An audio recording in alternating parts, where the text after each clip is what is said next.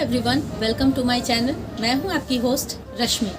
आज मैं आपको चाइना ऑरेंज के बारे में बताऊंगी कि कैसे हम उसका केयर करें ताकि फरवरी के मंथ में आते आते उस पर ढेर सारे फ्लावर हों, ढेर सारी फ्रूटिंग हो उसकी। तो उसके लिए हमें कुछ उसमें स्पेशल ट्रीटमेंट करना होगा। तो चलिए चलते हैं हमारी वीडियो में। आप यहाँ देख रहे हैं, ये मेरे चाइना ऑरेंज का प्लांट है जो काफ़ी पुराना है और कभी भी ऐसा एक टाइम नहीं आया जब इसने फ्रूटिंग करनी बंद कर दी हो। हर साल इसमें इसी तरह भर भर के फ्रूटिंग होती है। और अगर आप लोग भी चाहते हैं कि आपके पास इस तरह का प्लांट हो तो हम इसकी अभी कुछ प्रिपरेशन इसमें करने जा रहे हैं, वो मैं आप लोगों को दिखाऊंगी। पहले तो मैं इसको हार्वेस्ट कर लेती हूँ।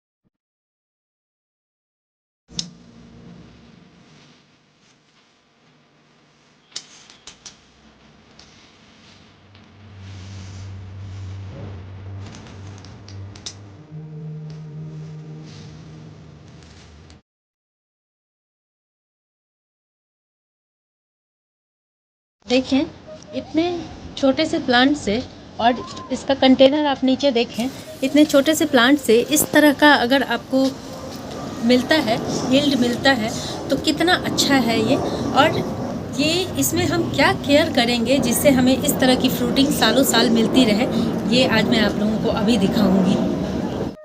बहुत सालों से इसी 16 इंच के गमले में लगा हुआ है, कंटेनर में, और इसी में ये इतनी अच्छी फ्रूटिंग भी कर रहा है। लेकिन इस वक्त आप इसकी हालत देखें, यहाँ आप देख सकते हैं, इसकी ये रूट देखें। इस तरह के जब रूट ओवर डेवलप्ड हो जाते हैं तो वो न्यूट्रिएंट्स को ले नहीं पाते हैं और फिर इसमें आगे से फ्रूटिंग अगर फ्लावरिंग होती भी है अच्छे से तो वो ड्रॉप हो जाएगा। इसलिए हमें इस तरह के रूट को, इसलिए इसका रिपोर्टिंग करना ज़रूरी है। अगर आप 16 इंच के गमले में इस तरह का पॉट रखते हैं तो आपको हर 3 साल पे इसकी रूट प्रूनिंग कर देनी चाहिए और इस प्लांट की भी प्रूनिंग करनी चाहिए। और अगर आपका प्लांट बड़े गमले में रखा हुआ है तो 4 से 5 साल में एक बार चेक कर लें कि इस तरह के रूट बाउंड ना हो। ये बहुत तभी फ्रूटिंग होना रुक जाता है जब इस तरह से रूट बाउंड हो जाता है। तो इसको मैं आज निकाल के इस प्लांट को और एक साइज इससे बड़े प्लांटर में ट्रांसफ़र करूँगी। इसे कट करने में भी बहुत मेहनत लग रहा है क्योंकि ये बुरी तरह रूट बाउंड हो गया है। आप देखें इसके रूट, ये सब फीडर रूट्स हैं जिनका कट होना बहुत ज़रूरी है। ये कट होंगे तो नए नए रूट्स निकलेंगे इनके और वो न्यूट्रिएंट्स को इजीली पूरे प्लांट तक पहुंचा पाएंगे।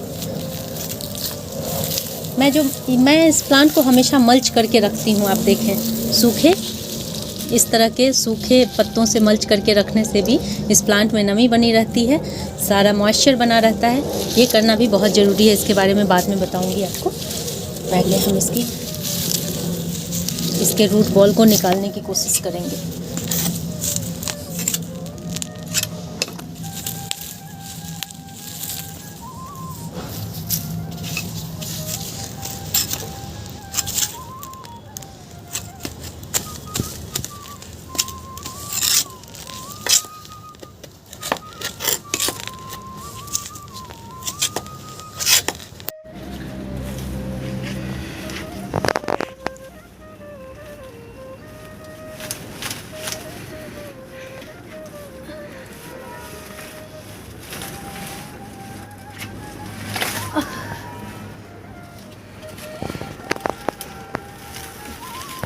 ये देखें, थोड़ी देर के मेहनत के बाद, चूँकि रूट जब बाउंड हो जाता है तो बहुत मुश्किल होती है उसको निकालने में और उसको कट करने में, लेकिन अभी मैंने इसे निकाल लिया है। और अब मैं इसकी थोड़ी सी और नीचे से रूट प्रूनिंग करूँगी, उसके बाद मैं इसे नए गमले में नई मिट्टी के साथ शिफ्ट करूँगी। और यहाँ देखें, हमारा ये गमला भी बच गया है। अच्छा गमला है, मुझे तो लगा था इसे तोड़ना पड़ेगा, बट ये सही कंडीशन में है। देखें, गमले की दीवारों से जो मोटी मोटी इसकी स्टेम चिपकी हुई थी उसे मुझे काटना पड़ा। बहुत सारे स्टेम्स हैं यहाँ पे। और अभी मैं इसको भी, ये देखें, ये मेरा सबसे पहला प्लांट है। जब मैं गार्डनिंग स्टार्ट की थी तो उसमें मैंने 5-6 पौधों से शुरुआत की थी, उसमें से ये मेरा फेवरेट सबसे पुराना पौधा है और कंटिन्यूस फ्रूटिंग कर रहा है। और इतने दिनों में मैंने करीब इसे 3 से 4 बार रिपोर्ट किया है, हर 3 साल के अंतर पे। और आप देखें, इस तरह से इसकी ये रूट हैं, ये रूट गमलों में किनारे किनारे इस तरह से चिपकी हुई थी कि मुझे इसे कट कर करके निकालना पड़ा है, मोटी मोटी रूट्स को। अब मैं यहाँ से भी थोड़ा सा इसको हल्का करूँगी, थोड़ा थोड़ा ही, ज़्यादा प्रून नहीं करना है क्योंकि हम इसे एक साइज़ बड़े गमले में डाल रहे हैं। इसलिए ये देखें, इस तरह से थोड़ा सा नीचे से। एक बार रूट बॉल निकालने के बाद हमें, क्योंकि बार बार ये काम नहीं करना होता है, इसलिए जितना हो सके हम इसे थोड़ा थोड़ा प्रून कर लें तो ज़्यादा बेहतर है। हमें इसके मेन रूट को, जो बीच में होती हैं टैपर रूट, उसको नहीं छेड़ना है। बस मैंने यहाँ तक निकाल लिया। अब हल्की हल्की सी मैं इसकी जड़ें खोल दूँगी हाथों से ही। जो एक्स्ट्रा जैसे इस टाइप की रूट्स हैं, इनको थोड़ा थोड़ा मैं प्रून कर दूँगी, थोड़ा थोड़ा हाथों से खोल करके। अगर मैं चाहती तो इसको इस तरह से प्रून करके इसी गमले में वापस रख देती, क्योंकि इस गमले में बहुत दिनों से मेरा ये प्लांट चल रहा है। और चूँकि मैं एक साइज़ बड़ा गमला ले रही हूँ, इसलिए मैं इसके रूट बॉल को थोड़ा ठीक करके रख रही हूँ। ये देखें, कहते हैं ना कि पौधों का ऑपरेशन भी किया जाता है, तो मैं शायद वही कर रही हूँ, क्योंकि ये करना भी हमारे प्लांट को हेल्दी रखने में और ज़्यादा से ज़्यादा दिनों तक उनकी लाइफ बढ़ाने में बहुत सहयोग करता है।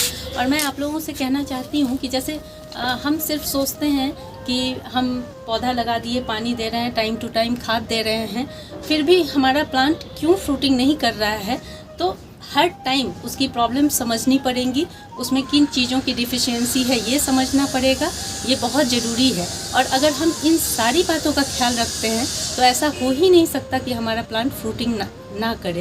इसलिए थोड़ी मेहनत तो करनी पड़ेगी। जैसे इस समय आप देख रहे हैं, इसमें मेरी बहुत सारी एनर्जी लग चुकी है इस वक्त, और मैं इसी मिट्टी में इसे दोबारा रिपोर्ट करूँगी। और देखें, मैं इतने बड़े, ये 18 इंच का गमला है, इससे एक साइज़ बड़ा है, और मैं इस गमले में अपना ये प्लांट लगाने जा रही हूँ। जब आप इस तरह का गमला लेते हैं प्लास्टिक का, तो इसमें इतने सारे ड्रेनेज होल होने बहुत ज़रूरी हैं। आप यहाँ पे देखें, मैंने बहुत सारे ड्रेनेज होल किए हैं, क्योंकि प्लास्टिक के गमले में और कहीं से हवा आने का वो नहीं रहता है, क्योंकि मिट्टी के गमले जो होते हैं उसमें उसकी वॉल से हवा आती जाती है। लेकिन यहाँ पे एक और चीज़ मैं दिखाना चाहूँगी, मैंने साइड में भी एक छेद किया है यहाँ पे। ऐसा करने से भी रूट सिस्टम को ऑक्सीजन मिलता रहता है, ये बहुत इम्पॉर्टेंट चीज़ है। अगर आप लोग बड़े गमले में कोई फ्रूटिंग प्लांट शिफ्ट कर रहे हैं तो इस चीज़ का ज़रूर ध्यान रखें। और अब मैं इसके नीचे में एक ड्रेनेज लेयर बनाने जा रही हूँ, वो आप देखें। ये देखें, ये एक मिट्टी का घड़ा मेरे पास था बहुत पुराना, मैं इसका इस्तेमाल करूँगी। इस तरह की मिट्टी के टुकड़े को आप कभी भी फेंके ना।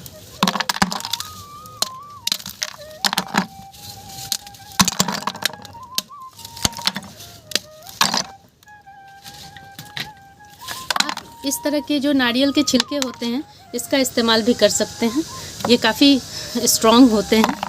इस तरह मैं हर चीज़ का इस्तेमाल करती हूँ। अपने घर के कचरे का मैनेजमेंट कैसे होना चाहिए ये हम सब लोगों को पता होना चाहिए, तो इससे इन कचरों का भी मैनेजमेंट हो जाता है, ये बाहर लैंडफिल में जाने से बच जाते हैं और इस तरह से हम इसका इस्तेमाल भी कर लेते हैं।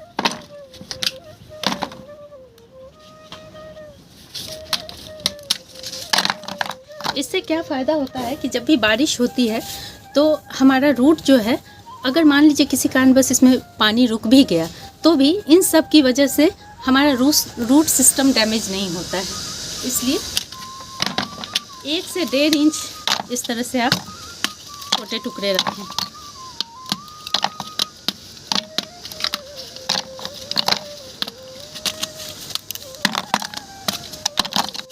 इतना काफ़ी है।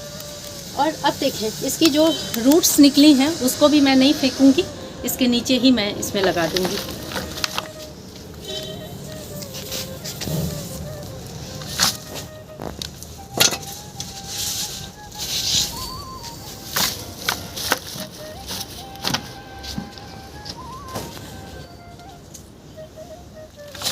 इसके बाद इसमें मैं एक लेयर सूखे पत्तों का लगाऊंगी। और अगर आपके पास ज़्यादा मिट्टी ना हो तो आप अपना किचन वेस्ट भी इसमें डाल सकते हैं, वो नीचे नीचे डिकम्पोज होते रहेंगे और आपकी मिट्टी अच्छी बनती चली जाएगी। तो होता है कि जब हम बड़े गमले में शिफ्ट कर रहे होते हैं तो हमारे पास मिट्टी कम जाती है, तो वैसी स्थिति में हम इस तरह से मैनेज कर सकते हैं। मेरे पास कुछ सूखे हुए पत्ते थे, इस तरह से मैंने इसमें ऐड किया है ताकि इससे भी हमारी मिट्टी बहुत अच्छी रहती है, ड्रेनेज सिस्टम बहुत अच्छा रहता है। तो इस तरह से मैंने डाल दी है। 3-4 लेयर डाल दें क्योंकि ये पानी के साथ धीरे धीरे दबते हुए नीचे चले जाते हैं। अब आप जो यहाँ पे मिट्टी देख रहे हैं, जो बची हुई मिट्टी है, उसमें मैं ये 1 पार्ट कंपोस्ट मिलाने जा रही हूँ इस मिट्टी में। और अच्छी मात्रा, मतलब जितना आपका वॉल्यूम है मिट्टी का उसके अकॉर्डिंग 1 पार्ट इसे मिला दें। इस समय हमें रिपोर्ट कर रहे हैं हम, तो बहुत ज़्यादा हमें कंपोस्ट की ज़रूरत नहीं है, बस इतना कंपोस्ट डालेंगे जिससे इसको ग्रोथ में, शुरुआती ग्रोथ में मदद मिले। क्योंकि अभी ये प्लांट कुछ दिन तक शॉक वाली स्थिति में रहेगा क्योंकि हमने इसके रूट काट दिए हैं। और इसकी जड़ों को बचाने के लिए यहाँ मैं नीम खली का इस्तेमाल कर रही हूँ। ये 2 मुट्ठी ज़रूर मिलाएं ताकि आपका प्लांट, आपका रूट फंगस से बचा रहे। ये देखें 2 मुट्ठी के करीब मैंने मिला दिया है।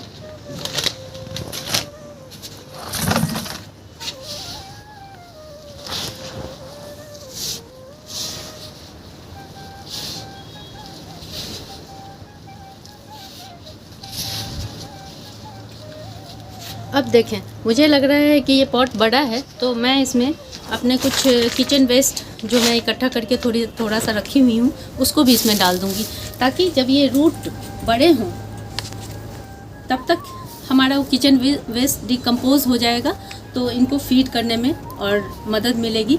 3 से 4 महीने में ये एक अच्छा खाद नीचे बन के तैयार हो जाएगा। फिर अगर हम इसमें एक्स्ट्रा खाद ना भी डालें तो भी ये सफिशिएंट होगा इस समय इस प्लांट के लिए। ये अगर आप लोगों के पास किचन वेस्ट ना हो तो इसमें हल्का सा पानी डाल दें ताकि ये नीचे डिकम्पोस्ट होते रहे। और मिट्टी कम होने पे ये सबसे अच्छा ऑप्शन है। ये देखें, मैंने यहाँ पे कुछ किचन वेस्ट अपने जमा करके रखे हुए हैं, इससे मैं इसको आधे तक फिल कर दूँगी।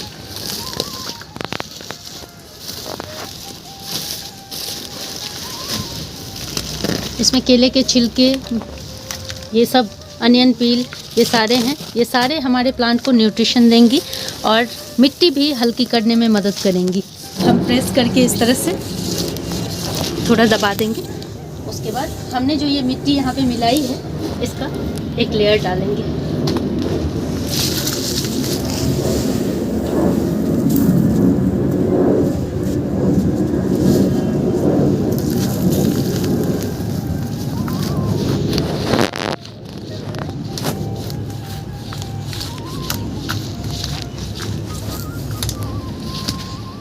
अब हम अपना ये प्लांट, जितनी कटिंग हमने रूट की करनी थी वो कर ली। अब इसे हम उठा के इसमें डालेंगे,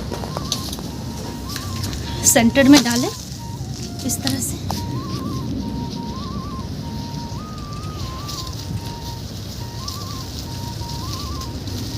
सेंटर में बिठा के और किनारे किनारे से अब हमें इसे पूरा फिल कर देना है मिट्टी से।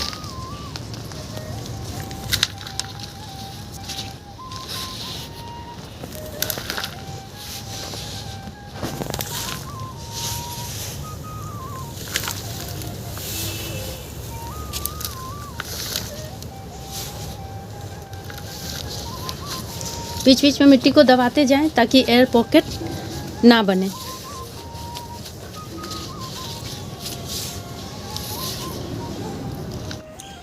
मैं अपना सारा काम खुद से ही करती हूँ और इस वक्त ये सारा मिट्टी का काम करते हुए मैं पूरे मिट्टी से भर चुकी हूँ।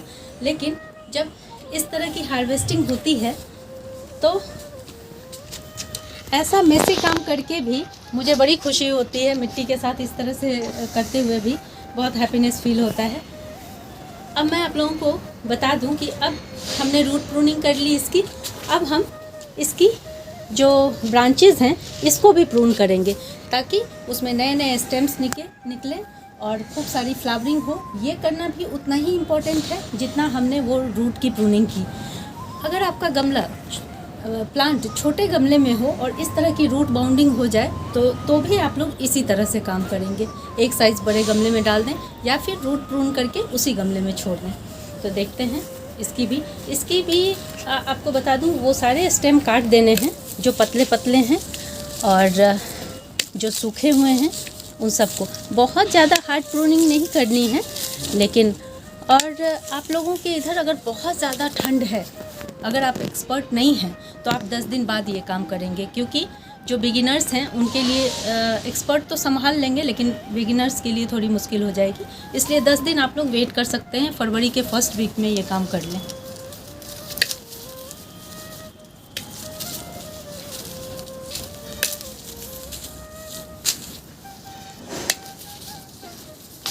ये देखें यहाँ, ये जो सूखे हैं ब्रांचेस, इन सब से डिजीज़ फैलने का बहुत चांसेस होता है, तो इन सबको तो स्पेशली सबसे पहले काटना है।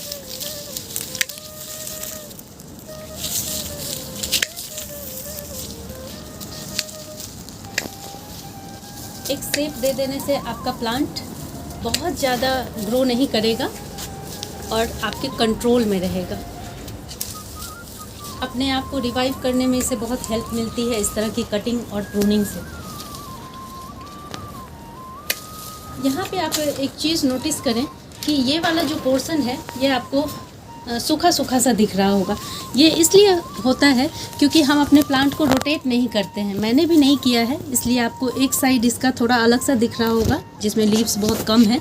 तो अपने प्लांट को 2 से 3 महीने पे रोटेट ज़रूर करें, क्योंकि जो सन फेसिंग एरिया होता है वो फिर हरा भरा रहता है और इस तरह जो वॉल के साइड में हो जाते हैं वो इस तरह से थोड़े सूखे से हो जाते हैं, तो ये सही नहीं है। इसलिए इन बातों का भी ख्याल रखना है।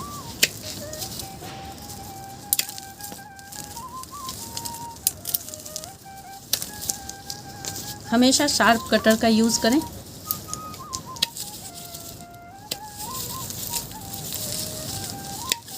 लेमन के प्लांट में स्पेशली एक चीज़ का और ध्यान रखना है कि इसके जो ब्रांचेज होते हैं बहुत पतले पतले होते हैं और बहुत बार ऐसा होता है कि वो एक दूसरे को क्रॉस करते हुए भी बढ़ते हैं।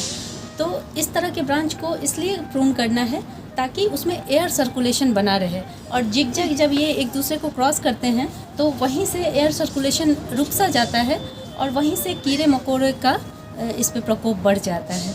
तो यहाँ देखें जो भी प्लांट एक दूसरे को, जैसे ये देखें ये एक दूसरे को क्रॉस कर रहे हैं, इसे हमें कट कर देना है। एकदम हल्का रखना है बीच का पोर्शन, जिससे ये देखें ये सारे प्लांट हमें स्टेम कट कर देने हैं। सॉरी, ये देखें